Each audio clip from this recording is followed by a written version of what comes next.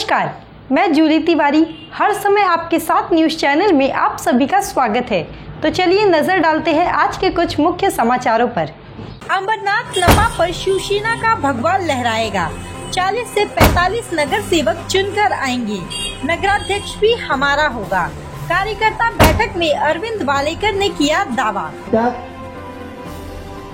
आमच्या बाळा गायकरने फार चांगल्या पद्धतीने सांगितलं की कोरोना काळामध्ये ज्यावेळेस सगळे विरोधक घरात झोपले होते त्यावेळेस शिवसैनिक रस्त्यावर जीवाची बाजी लावून रस्त्यावर काम करत होते, ते जरा लोकांना आठवण करून द्या।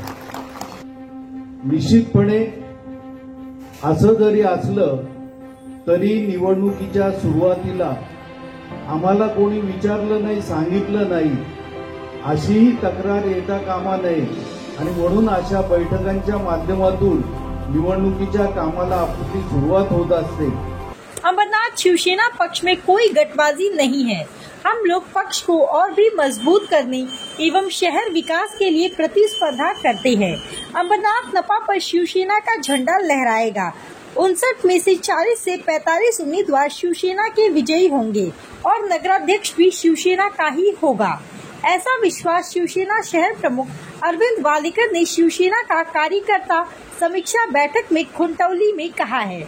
विदित हो कि गत कुछ महीनों से शहर प्रमुख वालेकर एवं विधायक बालाजी किनीगर के बीच की दूरियां एवं एक दूसरे के विरोध में आ रहे बयान को देखते हुए उपरोक्त खुलासा किया है।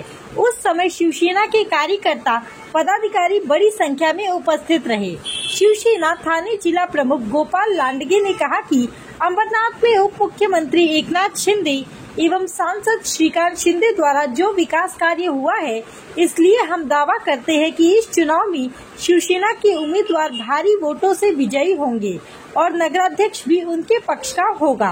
अरविंद वालेकर एवं संभावित नगराध्यक्ष की उम्मीदवार मनीषा वालेकर ने भी शहर में हुए विकास कामों का जिक्र किया और कार्यकर्ताओं से कहा कि वह इन विकास कामों को घर घर जाकर लोगों को बताएं। निखिल वालेकर ने कहा कि 1 लाख तक के जीत का दावा करने वाले भाजपा के पास कई प्रभाग के लिए उम्मीदवार तक नहीं है। इस बैठक में शिवसेना के पूर्व नगर सेवक पदाधिकारी एवं महिला एवं युवक पदाधिकारी बड़ी संख्या में उपस्थित रहे। युतीच्या बाबतीमध्ये माननीय उपमुख्यमंत्री एकनाथजी शिंदे साहेब शिवसेना मुख्य नेते यांनी वारंवार सांगितलेलं आहे की युतीमध्ये आम्ही लढणार आहोत। युती कामाचं श्रेय एकटा न घेता युतीचं आहे अशा प्रकारचं आणि युती अखंड टिकावी याकरता शिंदे साहेबांनी सातत्याने प्रयत्न केलेले। जो युतीचा मतदार आहे त्या मतदाराचा नेहमी सन्मान केलेला आहे।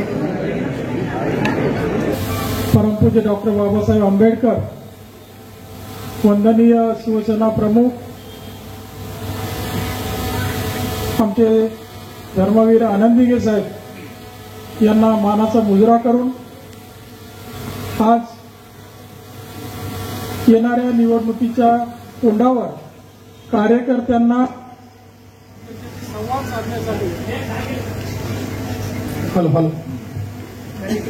त्यांना संवाद साधण्यासाठी आणि त्यांना मार्गदर्शन करण्यासाठी मंचावर उपस्थित असलेले सन्माननीय जिल्हा प्रमुख गोपाळजी लांडगे साहेब, आमचे नेहमीच मार्गदर्शक ठरलेले आमचे बोडारे भाऊ, त्याचबरोबर माजी नगराध्यक्षा मनीषा वालेकर, आमच्या महिला आघाडीच्या धडाडीच्या कार्यकर्त्या नीता परदेशी, मंचावर उपस्थित सर्वच शिवसेनेचे आजी माजी नगरसेवक पदाधिकारी आणि सर्व समोर बसलेले या परिसरामधल्या माता भगिनी आणि अंबरनाथ शहरातील सर्व पदाधिकारी, त्याचबरोबर मोठ्या संख्येने आमच्या विनंतीला मान देऊन इथे उपस्थित असलेले आमचे पत्रकार बांधव, पत्रकार भगिनी, खरं तर साहेब आम्ही मागच्या काही दिवसापासून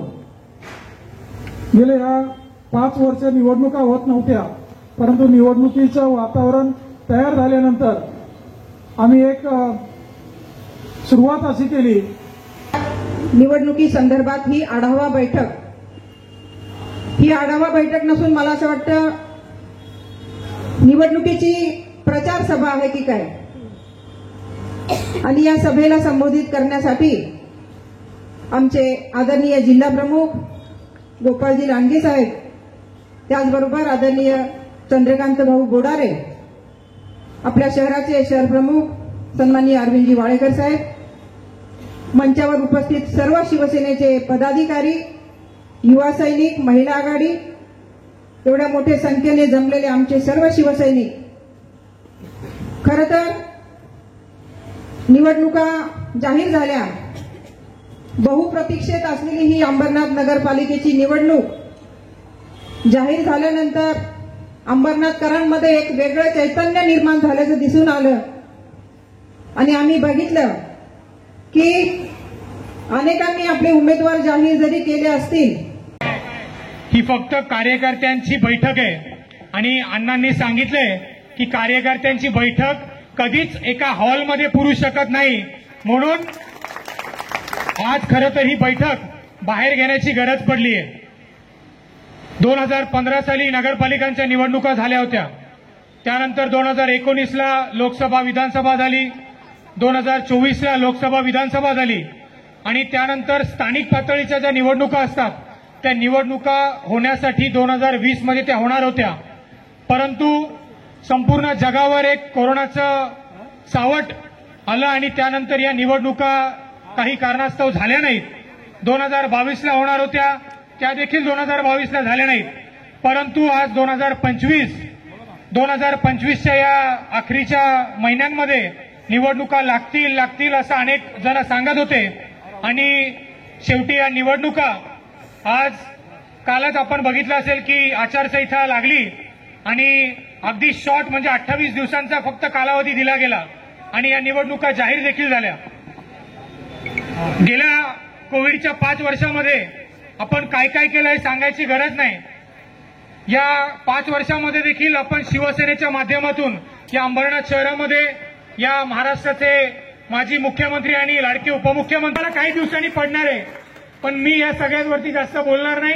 आपले वरिष्ठ या सगळ्या गोष्टीबद्दल बोलतील, पण आपण आमच्या विनंतीला मान देऊन एवढ्या मोठ्या संख्येला उपस्थित राहिलात त्यासाठी मी आलेल्या प्रत्येक शिवसैनिकाचं, महिला आघाडीचं आणि प्रत्येक कार्यकर्त्याचं, युवा सैनिकाचं इथे आभार मानण्यासाठी उपस्थित आहे आणि सर्वांचं मी पुनश्च एकदा आभार मानतो.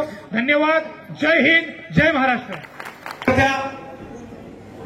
आमचे शहर प्रमुख, आमच्या नगराध्यक्षा, सन्माननीय आमचे सर्व नेते मंडळी, सन्माननीय एकनाथ शिंदे साहेब, आमचे खासदार साहेब असतील, सर्व निवडून आलेले आमचे लोकप्रतिनिधी, लोकांच्या घरोघरी जाऊन धान्य वाटप, जे काही जमेल ते लोकांना जे जे प्रॉब्लेम्स होते, ज्याची निकड होती ते वाटप करण्याचं काम आमच्या शिवसेनेने केलं. आणि आज आम्ही जेव्हा लोकांच्या समोर जातोय तेव्हा प्रत्येक व्यक्ती, प्रत्येक घरातला माणूस बोलतो का शिवसेनेशिवाय ही मदत कोणीच केली नव्हती. ही सत्य परिस्थिती आहे. परंतु हाच विषय जर प्रत्येक कार्यकर्त्यांनी आज घरोघरी जर नेला तर मला वाटतंय आज ही फक्त कार्यकर्त्यांची आढावा बैठक है. तो आज के लिए बस इतना ही. कल फिर मिलेंगे इसी समय इसी चैनल पर. तब तक के लिए मुझे दीजिए इजाज़त. धन्यवाद. हमारे चैनल को सब्सक्राइब करें और बेल आइकन दबाना ना भूलें ताकि हमारी खबरें सबसे पहले आप तक पहुँचे.